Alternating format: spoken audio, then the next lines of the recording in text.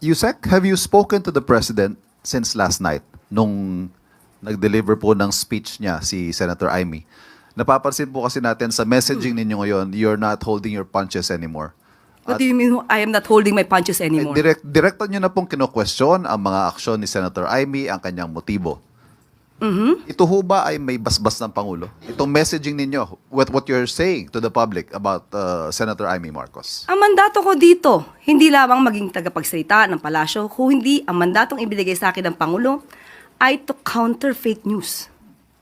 So ang sinasabi po natin dito ay para malaman ng tao ano ba ang katotohanan. Kung hindi po tayo magsasalita, maliligaw ang kapwa natin Pilipino.